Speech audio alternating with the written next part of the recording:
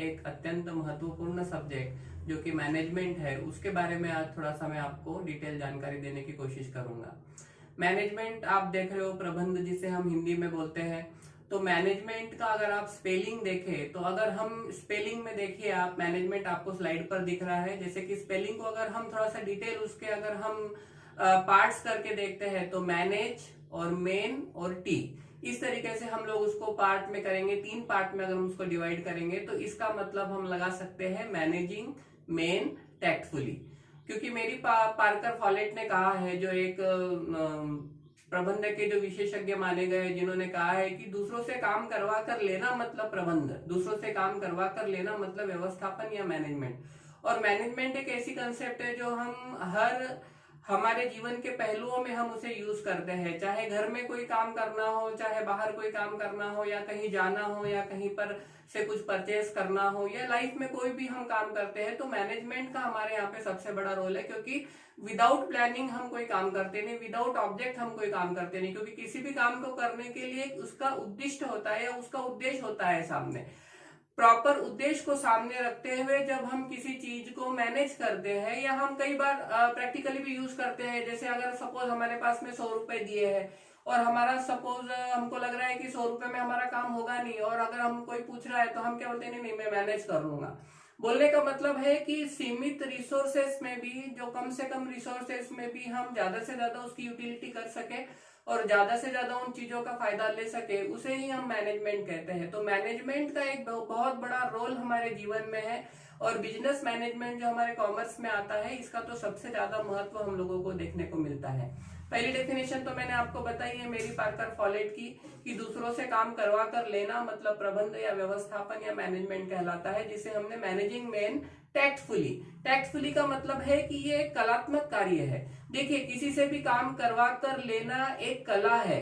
Management एक science और कला के रूप में देखा जाता है, ये आप ध्यान दीजिए। क्योंकि देखिए, इसमें जैसे साइंस में अगर हमको पानी का अगर फॉर्मूला देखते हैं हम, तो H2O, 2 भाग हाइड्रोजन और 1 भाग ऑक्सीजन का मिलाकर पानी तैयार होता है। तो साइंस में ये सिद्ध होता है। तो उसी तरीके से कुछ प्रिंसिपल हम फॉलो करते हैं यहाँ पर, जो मैनेजमेंट में हमारे काम आते हैं, जो मैनेजमेंट में हम लोगों को दिखाई देते हैं। तो इसके लिए मैनेजमेंट को एक साइंस भी कहा गया है, साथ ही मैनेजमेंट को एक कला कहा गया या आर्ट कहा गया है। क्योंकि देखिए, किसी से काम करवा कर लेना बहुत मुश्किल है आजकल, आप देखते हो। क्योंकि हर कोई अपने हिसाब से लाइफस्टाइल जीना चाहता है, किसी का प्रेशराइज हम सहन नहीं करते, हमको अपने हिसाब से काम करना होता है।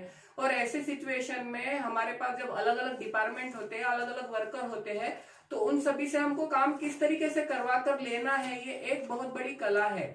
इसीलिए हम इसको मैनेजमेंट को एज अ साइंस या एज हम आर्ट्स हम कहते हैं।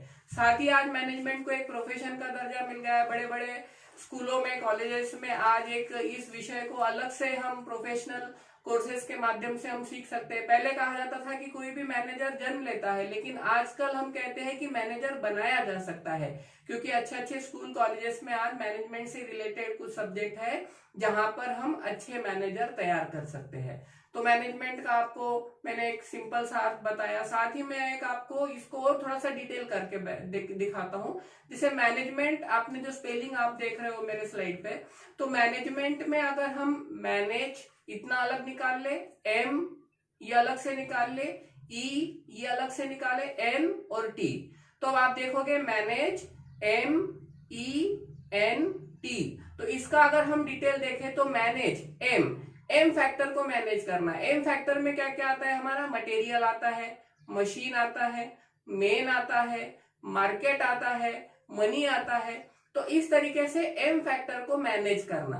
तो एम में सारे फैक्टर आ गए, main, machinery, material, market, money, इस तरीके से हम एम का डिटेल कर सकते हैं। ई का मतलब होता है इफिशिएंटली, इफेक्टिवली। इफिशिएंटली और इफेक्टिवली उसे यूज करना। देखिए, हमारे पास कई बार ऐसा होता है कि रिसोर्सेस पूरे नहीं होते। मैनेज करने का मतलब यही है कि हमारे पास जो सीमित रिसोर्सेस है, उसके अंदर हम उसे अच्छे तरीके से उसका पूरा यूटिलाइजेशन करते हुए काम कर सके। तो मैनेज एम फैक्टर में मैंने आपको बताया men, machinery, material, money, market. तो manage M factor efficiently, effectively, neatly, nicely. तो एन का हमारा मीनिंग होता है नीटली एंड नाइसली, अगर हम अच्छे तरीके से उसे हम करते हैं, और टैक्टफुली। तो इस तरीके से आप देखो तो मैनेजमेंट का आपको डिटेल अर्थ यहाँ पर समझ में आ जाता है। और आजकल तो हर विषय में मैनेजमेंट जुड़ा हुआ है। आप किसी भी सेक्टर में चले जाइए, प्रोडक्शन मैनेजमेंट है, प्रोसेस मैनेजमेंट है, ऑपरेशन मैनेजमेंट है, परचेस मैनेजमेंट है, सेल्स मैनेजमेंट है, इसके अलावा जैसे बिजनेस मैनेजमेंट है, टोटल क्वालिटी मैनेजमेंट है, मार्केटिंग मैनेजमेंट है। तो आप मैनेजमेंट को किसी के साथ भी जोड़ ले, वहां पर हम उसका अच्छे से प्रबंध कर सकते हैं या अच्छे से व्यवस्थापन हम जिसे कहते हैं हम कर सकते हैं, क्योंकि मैनेजमेंट के बिना कोई भी काम अच्छे से हो ही नहीं सकता। अब आप बोलोगे कि सर मैनेजमेंट का इतना महत्व क्यों है, क्योंकि देखिए मैनेजमेंट के कुछ फंक्शंस है जो हम हमेशा हमारी डेली लाइफ में भी हम प्रॉपर फॉलो करते हैं। जैसे कि पहला हुआ प्लानिंग। मैनेजमेंट के 5 फंक्शन इसेंशियल है। वैसे तो हम प्राइमरी पार्ट और सेकेंडरी पार्ट्स में अलग अलग कर सकते हैं, लेकिन प्राइमरी पार्ट्स में अगर हम देखें तो मैनेजमेंट के 5 फंक्शन है। सबसे पहला है प्लानिंग, दूसरा है ऑर्गेनाइजेशन या ऑर्गेनाइजिंग, जिसमें स्टाफिंग भी हम शामिल कर सकते हैं, तीसरा होता है डायरेक्शन, चौथा होता है कोऑर्डिनेशन और पांचवा होता है कंट्रोलिंग। तो ये 5 फंक्शन मैनेजमेंट के सबसे ज्यादा महत्वपूर्ण है और डेली लाइफ में भी हम इन्हीं को फॉलो करते हैं। तो सबसे पहले आया प्लानिंग। प्लानिंग का मतलब होता है योजना तैयार करना, which is to be done in the future is set today. हमको भविष्य में क्या करना है उसको हम आज ही सेट कर लेते हैं। जैसे आपका एग्जाम है, आपके एग्जाम आने के पहले ही आप प्लानिंग कर लेते हैं कि आपको कैसे तैयारी करना है, कितने घंटे पढ़ाई करना है, कितना टाइम उसे देना है, क्योंकि प्लानिंग में हमको where, why, what, when, how इन सभी के आंसर मिल जाते हैं। तो प्लानिंग एक प्रॉपर होना चाहिए, क्योंकि प्लानिंग के बिना कोई भी ऑब्जेक्ट हमारा पूरा नहीं हो सकता। तो सबसे पहला फंक्शन अगर मैनेजमेंट में आता है तो प्लानिंग होता है। और प्लानिंग में भी हमको फोरकास्टिंग करना पड़ता है, एक रिसर्च करना पड़ता है कि हमारा प्लानिंग ज्यादा से ज्यादा सक्सेसिव किस तरह से रहे। प्लानिंग में अभी हम कुछ भी नहीं कर रहे हैं, प्लानिंग में हम सिर्फ एक प्लान बना रहे हैं, हम उसका एक डायग्राम तैयार कर रहे हैं, एक उसका हम दिशा निर्देश तैयार कर रहे हैं कि हमको क्या करना है। जैसे मैंने आपको बताया ना अभी कि व्हेन, हाउ, व्हाट, व्हाई, इन सभी का आंसर आप प्लानिंग में ढूंढ रहे हैं कि what is to be done in the future is said today means planning. तो ये हो गया हमारा पहला फंक्शन प्लानिंग का, क्योंकि देखिए प्लानिंग सबसे ज्यादा महत्वपूर्ण है। इसी के ऊपर आपका आगे का स्ट्रक्चर डिपेंड रहेगा जो आपको वहां पर फॉलो करना है, क्योंकि एक बार प्लान तैयार हो गया ना तो हमको एक दिशा निर्देश मिल जाएगा कि हमको इस तरीके से कैसे काम करना है और काम को किस तरीके से कम समय में और सारे रिसोर्सेज को इफेक्टिवली और efficiently, neatly and nicely, tactfully किस तरीके से यूज करना है। तो ये सबसे बड़ा इंपॉर्टेंट है, क्योंकि देखिए विदाउट प्लानिंग कोई काम नहीं होता। सपोज मैं आपको रेलवे स्टेशन पे मिला हूं और आप मुझे पूछ रहे हो सर कहाँ जा रहे हो, तो मेरा आंसर क्या रहेगा कि भाई मुझे जयपुर जाना है। क्योंकि मुझे अगर कोई काम रहता है तो मैं आपको बताऊंगा कि मेरा ये प्लान है, मैं इस तरीके से जाने वाला हूँ। मैं आपको ये आंसर कभी नहीं दूंगा कि चलो देखता हूँ एक आधी कोई रेल आती है तो बैठ जाता हूँ, किसी में जाता हूँ थोड़ा सा घूम कर आता हूँ, ऐसे कोई भी आंसर देगा नहीं। क्योंकि देखिए बिना ऑब्जेक्ट इस दुनिया में कोई भी व्यक्ति काम करता नहीं और उसके लिए प्रॉपर प्लानिंग करना ही सबसे बड़ी बात है। तो ये हो गया पहला फंक्शन प्लानिंग। अब दूसरा फंक्शन है ऑर्गेनाइजिंग और स्टाफिंग। ऑर्गेनाइजेशन का मतलब होता है ग्रुप ऑफ पीपल, व्यक्तियों का समूह, ये दूसरा फंक्शन है। इसमें हम लोगों को जो प्लानिंग करी है उस प्लानिंग को साकार स्वरूप देने के लिए लोगों की जरूरत पड़ती है। क्योंकि देखिए विदाउट मैन हमारे यहाँ पे काम होना नहीं है, हमको अच्छे स्किलफुल और अनस्किलफुल दोनों प्रकार के वर्कर की जरूरत होगी। और right people, right job, right time, ये कंसेप्ट से हम पीपल को रिक्रूट करते हैं, सिलेक्ट करते हैं और एक ऑर्गेनाइजेशन हम तैयार करते हैं। क्योंकि ये ऑर्गेनाइजेशन ही वो महत्वपूर्ण जरिया है, ये स्टाफिंग ही हमारा एक महत्वपूर्ण जरिया है कि जिसके माध्यम से हम हमारे प्लानिंग को साकार स्वरूप दे सकते हैं। तो हम दूसरे स्टेप पे करते हैं मैनेजमेंट में ऑर्गेनाइजिंग, जो हम कहलाता है ग्रुप ऑफ पीपल। क्योंकि मैंने बताया राइट टाइम पर राइट पीपल को राइट जॉब देना, ये ऑर्गेनाइजिंग का हमारा या स्टाफिंग का फंक्शन हमारा कहलाता है। इसके बाद हमारा तीसरा फंक्शन आता है यहाँ पर डायरेक्शन। डायरेक्शन का मतलब होता है कि दिशा निर्देश देना, डायरेक्शन देना, सूचनाएं देना, आदेश देना। हमने प्लानिंग कर लिया, हमने ऑर्गेनाइजेशन तैयार कर लिया, लेकिन इसके बाद में हमको सूचनाएं देना पड़ता है, हमको आदेश देने पड़ते हैं, हमको दिशा निर्देश देना पड़ता है, वर्कर को एक समयावली, हमको एक टाइम टेबल देना पड़ता है कि किस तरीके से कौन सा काम हम कैसे पूरा करें। तो डायरेक्शन का काम भी उतना ही ज्यादा महत्वपूर्ण है। बिना डायरेक्शन के हम काम नहीं कर सकते, क्योंकि आपको पता है वर्कर जो भी करेगा उसके हेड के कहने के अनुसार ही करेगा। तो तीसरा फंक्शन हो जाता है हमारा यहाँ पे डायरेक्शन। उसके बाद में जो चौथा फंक्शन आता है वो है हमारा कोऑर्डिनेशन। तो देखिए कोऑर्डिनेशन जिसे हम समन्वय कहते हैं, ये भी एक बहुत महत्वपूर्ण कड़ी है मैनेजमेंट के फंक्शन के अंदर, क्योंकि जब तक कोऑर्डिनेशन नहीं रहेगा सारे वर्कर्स के बीच में, देखिए हमारे पास में अलग अलग डिपार्टमेंट है, परचेज डिपार्टमेंट अलग है, कैश डिपार्टमेंट अलग है, सेल्स डिपार्टमेंट अलग है, मार्केटिंग डिपार्टमेंट अलग है, प्रोडक्शन डिपार्टमेंट अलग है। तो सारे डिपार्टमेंट अपने अपने काम कर रहे हैं, अपने अपने तरीके से काम कर रहे हैं। परचेज डिपार्टमेंट सेल के बारे में नहीं सोचेगा, परचेज के बारे में ही सोचेगा। मार्केटिंग डिपार्टमेंट मार्केटिंग किस तरीके से की जाए, एडवर्टाइजिंग किस तरीके से की जाए, इस तरीके से सोचेगा। सेल्स डिपार्टमेंट सेल्स किस तरीके से बढ़ाया जाए, ये तरीके से सोचेगा। लेकिन आप एक अलग नजरिए से देखें तो ये सारे डिपार्टमेंट एक दूसरे से कनेक्टेड है। कैसे कनेक्टेड है? प्रोडक्शन डिपार्टमेंट में हमको प्रोडक्शन करना है, लेकिन माल कहां से मिलेगा? परचेज डिपार्टमेंट से। परचेज डिपार्टमेंट में परचेज करना है, लेकिन कैश कहां से मिलेगी? कैश डिपार्टमेंट से। सेल्स डिपार्टमेंट में हमने जो प्रोडक्शन किया है उसको बेचना है, लेकिन वो जो है सेल्स वो कहां से की जाएगी? मार्केटिंग के जरिए, या मार्केटिंग में एडवर्टाइजिंग के जरिए हम लोगों तक पहुंचाएंगे। तो देखिए सभी के फंक्शन अलग अलग है डिपार्टमेंट के लिए, लेकिन सभी कहीं तो भी एक ही ऑब्जेक्ट के लिए काम कर रहे हैं, क्योंकि प्रॉफिट मैक्सिमाइजेशन हमारे बिजनेस का मोटो या उद्देश्य होता है। तो आप मुझे बताइए कि ये जब सभी डिपार्टमेंट अलग अलग वर्क करके एक ही उद्देश्य के लिए काम कर रहे हैं, तो इनमें कोऑर्डिनेशन होना बहुत जरूरी है, इनमें अंडरस्टैंडिंग होना बहुत जरूरी है। नहीं तो एक व्यक्ति कुछ कह रहा है और दूसरा उसे फॉलो नहीं कर रहा है, तो एक डिपार्टमेंट का इफेक्ट दूसरे पे पड़ता है और दूसरे का इफेक्ट तीसरे पे पड़ता है, जिससे हमारा जो प्लानिंग हमने किया है वो प्रॉपर तरीके से नहीं हो सकता। इसलिए कोऑर्डिनेशन बनाए रखना, समन्वय बनाए रखना, ये भी मैनेजमेंट में उतना ही ज्यादा महत्वपूर्ण रखता है। और सबसे लास्ट फंक्शन आता है मैनेजमेंट में कंट्रोलिंग का, जिसे हम नियंत्रण कहते हैं। This is the last function of the management. तो कंट्रोलिंग का मतलब ये नहीं है कि हम किसी पे नियंत्रण कर रहे हैं, हम किसी को दंडात्मक कार्रवाई के माध्यम से या हम किसी को पेनाल्टी लगा रहे हैं और वहां पर उसका पूरा वॉच कर रहे हैं। हम जो कंट्रोलिंग करते हैं मैनेजमेंट में, ये कंसेप्ट टोटली डिफरेंट है। एक बार हमारे सामने नियंत्रण ये शब्द आ गया तो हम क्या सोचते हैं कि लोगों पर हम नियंत्रण कर रहे हैं, लेकिन एक्चुअली इसका अर्थ ऐसा नहीं है। कंट्रोलिंग वो फंक्शन है मैनेजमेंट में जिसमें हमने सबसे पहले प्लानिंग में क्या किया? स्टैंडर्ड निर्माण किए कि हमको कौन सा काम कितने दिनों में करना है, कौन सा प्रोडक्शन करना है, कैसे करना है। तो ये हो गया हमारा स्टैंडर्ड। फिर हमने प्रॉपर ऑर्गेनाइजेशन तैयार करके डायरेक्शन और कोऑर्डिनेशन के माध्यम से वो काम किया। तो हमने क्या किया? एक्चुअल वर्क किया। तो हमने पहले स्टैंडर्ड निश्चित किया, स्टैंडर्ड निश्चित करने के बाद में हमने एक्चुअल वर्क किया। अब आप देखिए कभी कभी हमारा स्टैंडर्ड होता है कि हमको दिन भर में 100 यूनिट तैयार करने हैं, लेकिन जब हम एक्चुअल में काम करते हैं तो 90 यूनिट्स तैयार हुए। तो अब देखिए फर्क पड़ गया। देखिए आपने 100 यूनिट का टारगेट रखा था, ये आपका स्टैंडर्ड हो गया, लेकिन एक्चुअल में जब 90 यूनिट्स तैयार होते हैं तो 90 यूनिट आपके तैयार हुए हैं, तो 10 यूनिट का आपका डिफरेंस आ रहा है। तो कंट्रोलिंग में हमको क्या करना है कि स्टैंडर्ड की तुलना एक्चुअल से करना है, और जो वेरिएंसेस आ रहे हैं, जो डिफरेंसेस आ रहे हैं, उनको रिमूव करना और आगे के लिए प्रॉपर प्लान करना। क्योंकि देखिए कंट्रोलिंग के बाद में फिर से प्लानिंग शुरू हो जाएगा। आपका ये फर्क क्यों पड़ रहा है?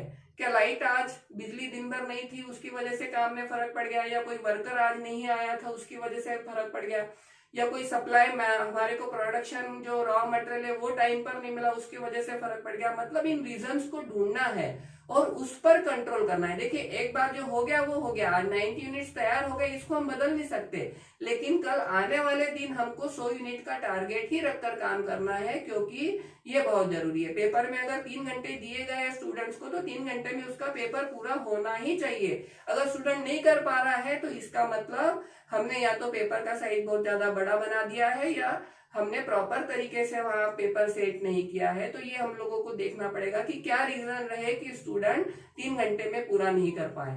तो ये होता है कंट्रोलिंग, जो कि हम नियंत्रण के रूप में यहाँ पर देखते हैं। तो ये 5 फंक्शन अत्यंत महत्वपूर्ण है। अब देखिए मैनेजमेंट को अगर आपको और अच्छे से समझना है तो हमको यहाँ पे डिफरेंट मैनेजमेंट गुरुज ने जो कहा है, जो मैनेजमेंट के विशेषज्ञ रहे हैं, जो साइंटिस्ट रहे हैं, उन लोगों ने मैनेजमेंट के बारे में क्या कहा है, अगर आप ये जाने तो आप मैनेजमेंट को और अच्छी तरीके से समझ सकते हो। आप बिलीव नहीं करोगे, जब मैंने नेट सेट की तैयारी करी तब मैंने इन मैनेजमेंट गुरुज के बायोग्राफीज पढ़े, और बायोग्राफीज पढ़ने में मुझे इतना इंटरेस्ट आया कि मुझे यहाँ पर एक एक मैनेजमेंट गुरु ने किस तरीके से मैनेजमेंट को देखा, ये मुझे वहां पर डीपली समझ में आया, और बहुत ज्यादा इंटरेस्टिंग पार्ट है। तो मैनेजमेंट गुरु में अगर हम पहला अगर गुरु देखें तो FW Taylor, Frederick Winslow Taylor, जो एक साइंटिफिक फादर ऑफ मैनेजमेंट जो कहे जाते हैं, साइंटिफिक फादर ऑफ मैनेजमेंट, तो इनको हम कहते हैं कि वैज्ञानिक प्रबंध के जन्मदाता। इन्होंने मैनेजमेंट को एक वैज्ञानिक तरीके से देखा। इन्होंने टाइम स्टडी, मोशन स्टडी और फैटिग्यू मतलब समय, गति और थकान, इनका अध्ययन करके मैनेजमेंट किस तरीके से किया जाता है, वर्कर को इफिशिएंटली किस तरीके से काम करवाया जा सकता है, वर्कर यदि प्रॉपर काम नहीं कर रहा है तो उसे पेनाल्टी दी जाती है, कोई भी काम का स्टैंडर्ड कैसे निश्चित किया जाता है। तो ये उन्होंने वर्कर के समय के अनुसार, मतलब कितने समय काम करता है, उसको कितनी थकान होती है, उन्होंने अलग अलग प्रकार के प्रयोग किए। जैसे कि उन्होंने 8 घंटे वर्कर को कंटिन्यूअस काम करवाया, एक भी ब्रेक नहीं दिया।